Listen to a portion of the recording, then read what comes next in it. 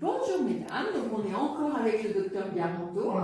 Mais oui, on apprécie de plus en plus de le rencontrer parce qu'on a plein de questions à lui poser. Donc moi j'avais fait un post ce week-end pour annoncer justement qu'on allait se voir pour la fréquence cardiaque parce que j'avais plein de questions et j'avais expliqué qu'on s'était déjà rencontrés et que vous m'aviez déjà donné quelques indications qui ont fait que j'ai fait quelques séances en tenant compte de tous vos conseils.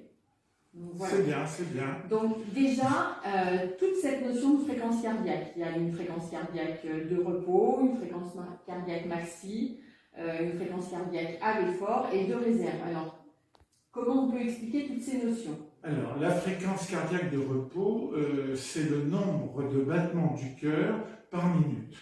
Au repos. Donc en principe, on la calcule en prenant son pouls radial ou son pouls carotidien au cou, le matin au lever. C'est la référence.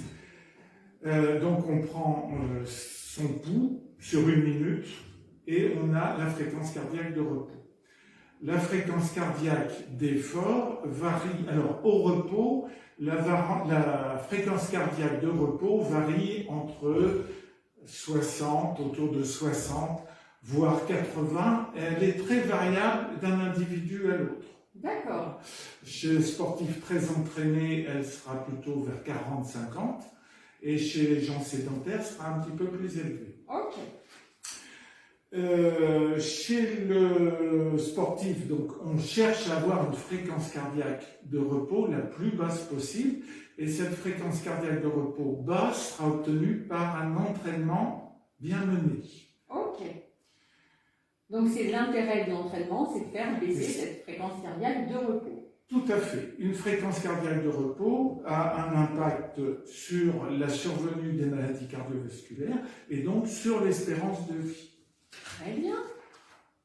On peut utiliser également un cardiofréquencemètre pour prendre son pouls au repos, aussi bien à l'effort. Mais c'est vrai qu'on est tous équipés de montres connectées, de traceurs d'activité. Souvent, la fréquence cardiaque est indiquée. Donc c'est vrai que c'est une notion importante et du coup, effectivement, peut-être à suivre. Oui. La fréquence cardiaque maximale. La fréquence cardiaque maximale, c'est la ligne rouge qu'il ne faut pas dépasser. Donc c'est une fréquence cardiaque au-delà de laquelle vous risquez le syndrome d'épuisement avec un risque de malaise et ainsi de suite. Elle se calcule d'une façon très simple. C'est la méthode d'Astran. Chez la femme, c'est 226 moins l'âge. Et chez l'homme, c'est 220 moins l'âge. Et du coup, on ne triche pas sur son âge. Il ne faut pas tricher sur son âge. Donc pour une femme de 40 ans, la fréquence maximale à ne pas dépasser sera de 186. Ok. Chez une jeune fille de 18 ans, ça va être 226 moins 18, c'est-à-dire 224. Non, 204. 204, ça marche. On peut également faire sur le terrain calculer cette fréquence cardiaque maximale. Après un échauffement de 20 minutes, on fait des accélérations par tranche de 100 mètres ou de 30 secondes sur 1000 mètres ou en 4 minutes. Donc ça, c'est un peu plus compliqué à calculer et à obtenir. Ok, c'est une séance de fractionner un petit peu basique. Mais du coup, alors, c'est notre fréquence cardiaque à la fin des 4 minutes Oui, voilà. C'est à la fin de l'effort. La fréquence cardiaque maximale. Mais ce serait intéressant, effectivement, d'essayer pour voir la différence. Oui, si vous êtes sur le terrain, d'essayer. Mais ça doit être assez proche. Alors, la fréquence cardiaque à l'effort. En principe, ça varie entre 130, 150, 160. D'accord. Donc vous voyez que c'est en dessous de la fréquence maximale. D'accord. Et c'est une marche qui est pour tout le monde pareil, quel que soit... Non, ça varie en fonction de la fréquence cardiaque de repos. D'accord.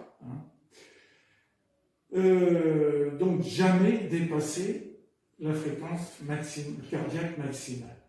Jamais, jamais, même sur un... Sur un bref instant. Voilà, on peut, voilà, sur une séance de fractionné. Alors, troisième notion de fréquence cardiaque, c'est la fréquence cardiaque de réserve. Ça permet d'évaluer les capacités de récupération et de l'efficacité de l'entraînement. Alors, qu'est-ce que c'est la fréquence cardiaque de réserve? C'est la fréquence cardiaque maximale moins la fréquence cardiaque de repos. Okay. Donc, vous voyez que la fréquence maximale, cardiaque maximale est fixe et plus ou moins fixe, puisqu'on la calcule de façon uniquement en fonction de l'âge. Ouais. Par contre, on a intérêt, par un entraînement bien suivi, de faire baisser sa fréquence cardiaque de repos, ce qui permet d'augmenter la fréquence cardiaque de réserve. D'accord. Donc, une meilleure efficacité de récupération et une meilleure et juger l'efficacité de l'entraînement. Ok. Ok. Eh ben, c'est parfait. Donc, on fait baisser effectivement cette fréquence cardiaque de repos et on a une fréquence cardiaque de réserve qui augmente. Voilà. Et donc, après, on est en pleine forme. On a des capacités physiques qui sont plus grandes, oui.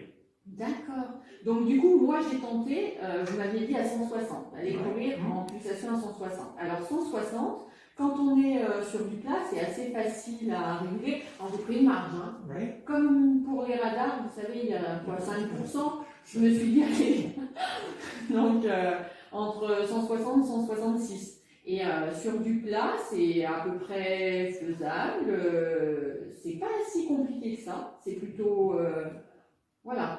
C'est vrai qu'après la séance, on est moins fatigué. Meilleure récupération. Ouais. Par contre, maintenir un rythme cardiaque à 160 quand on a des montées et des descentes, c'est pas... Les montées, j'ai failli me faire doubler par un escargot. Et les descentes, il faut pédaler quand même, parce que le cœur baisse. Donc c'est vrai que c'est plus... Mais on peut se dire que c'est sur une moyenne. C'est une moyenne, oui, c'est sur une moyenne. Et non, mais c'est bien. Par contre, ça a fait effectivement changer mes feuilles de course. On avait regardé mes fiches de course.